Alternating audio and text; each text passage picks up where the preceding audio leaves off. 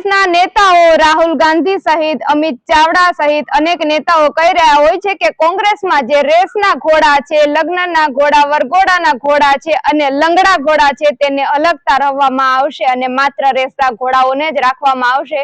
આવું તો કોંગ્રેસના નેતાઓ અનેક વખત કહી ચૂક્યા છે, પરંતુ હજી સુધી આ ત્રણેય ઘોડાઓમાંથી વિભાજિત કરવામાં આવ્યું નથી અને અલગ કરવામાં આવ્યા નથી। પણ કોંગ્રેસ પાર્ટીમાં આંતરિક વિવાદ દિવસે ને દિવસે નજરે આવી રહ્યો છે અને એટલે જ અમુક નેતા ધીમે ધીમે હવે રાજીનામું આપતા હોય, પાર્ટીથી નારાજ થઈ રહ્યા હોય તેવું લાગી રહ્યું છે। અને એક નેતાએ પોતાની જ પાર્ટીમાં આંતરિક વિવાદના લીધે જાણે પાર્ટીમાં ભ્રષ્ટાચાર થઈ રહ્યો હોય, પાર્ટી ધૂતરાષ્ટ્ર નીતિથી ચાલી રહ્યું હોય તેવા આરોપો મૂકીને પોતે સોશિયલ મીડિયામાં રાજીનામું આપવાની વાત કરી છે।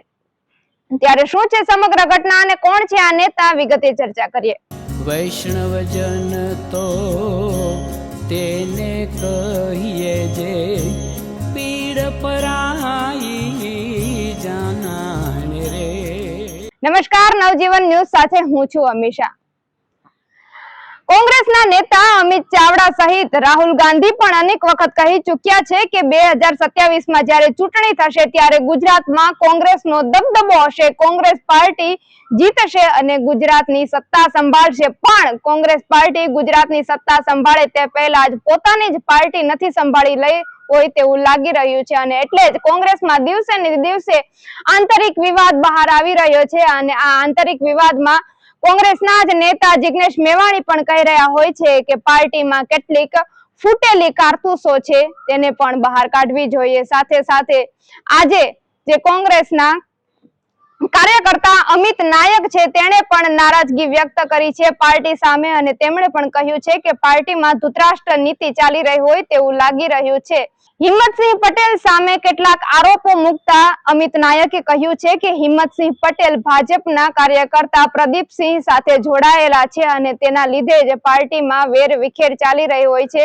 હિંમતસિંહ પટેલ હજારો કિલોમીટરની યાત્રામાં પણ જોડાય છે અને મોંઘી મોંઘી 5 સ્ટાર હોટલોમાં પણ જાય છે અને તેના જ લીધે પાર્ટી કઈ રીતે ટકી શકશે તેવા પણ અનેક ગંભીર આરોપો અમિત નાયકે હિંમતસિંહ પટેલ સામે કર્યા છે। હિંમતસિંહ પટેલ સામે તેણે નારાજગી પણ વ્યક્ત કરી છે અને કદાચ તેના જ લીધે તેઓ રાજીનામું આપી રહ્યા હોય તેવું લાગી રહ્યું છે, કારણ કે તેણે હિંમતસિંહ પટેલ અને પ્રદીપસિંહનો ફોટો લગાડીને ફેસબુકમાં લખ્યું છે કે તે પાર્ટીથી નારાજ છે અને તેને લઈને તેમણે રાહુલ ગાંધીને પણ પત્ર લખ્યો છે અને રાહુલ ગાંધીને પત્ર લખીને પાર્ટી પ્રત્યેની ચિંતા પણ વ્યક્ત કરી છે। ત્યારે રાહુલ ગાંધી પણ જ્યારે મધ્યપ્રદેશમાં એક પોતાના ભાષણમાં કહી રહ્યા હતા કે જ્યારે તેમણે દિલ્હીથી ઓબ્ઝર્વર મોકલ્યા હતા ત્યારે ગુજરાતમાં કેટલીક બાબતો સામે આવી છે। જૂના લિસ્ટ અને નવા લિસ્ટની જ્યારે સરખામણી કરવામાં આવી તો બહુ જ તફાવત જોવા મળ્યો હતો। જૂના લિસ્ટમાં સિનિયર અધિકારીઓના આસિસ્ટન્ટના નામ હતા તો નવા લિસ્ટમાં ભાવિ લીડરોના નામ છે। ત્યારે અમે ભાવિ લીડરોને તેવું પણ રાહુલ ગાંધીએ કીધું હતું। ત્યારે શું કહી રહ્યા છે રાહુલ ગાંધી, તમે તેને પણ સાંભળી લો। गुजरात में हमने नए डिस्ट्रिक्ट प्रेसिडेंट्स चुने, दिल्ली से ऑब्जर्वर आए, एआईसीसी से ऑब्जर्वर आए, गुजरात के नेताओं के साथ वो हर डिस्ट्रिक्ट में गए और उन्होंने कार्यकर्ताओं से बात की, लोगों से बात की, नेताओं से बात की, जिनको कांग्रेस पार्टी में सीनियर लीडर कहा जाता है उनसे भी बात की और नाम चुनकर उन्होंने दिल्ली भेजे।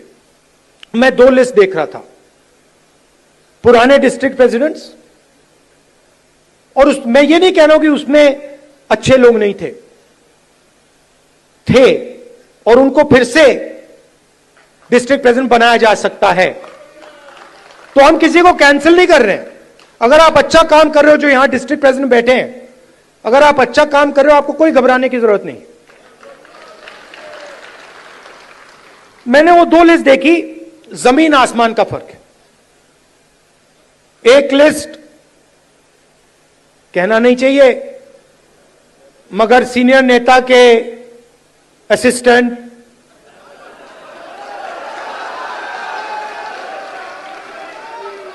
और दूसरी लिस्ट में पोटेंशियल फ्यूचर गुजरात की लीडरशिप। તો આ હતા રાહુલ ગાંધી, તમે તેને પણ સાંભળ્યા। ત્યારે આવનારા સમયમાં તો હવે જ્યારે 2027 ની ચૂંટણી આવશે તેમાં કહી રહ્યા હતા અમિત ચાવડા અને રાહુલ ગાંધી કે જ્યારે કોંગ્રેસનો દબદબો હશે ત્યારે જોવાનું તો એ રહ્યું કે પાર્ટી તો અત્યારે તૂટી રહી છે, તો ગુજરાતમાં કોંગ્રેસની પાર્ટી મજબૂત બનશે કે ગુજરાતમાં કોંગ્રેસની પાર્ટીની સત્તા બનશે। ત્યારે આ અંગે તમારું શું કહેવું છે કમેન્ટમાં તમારા પ્રતિભાવ જરૂરથી જણાવજો। પલ-પલની અપડેટ મેળવવા માટે નવજીવન ન્યૂઝ જોતા રહો। વૈષ્ણવજન તો તેને કહીએ જે પીડ પરા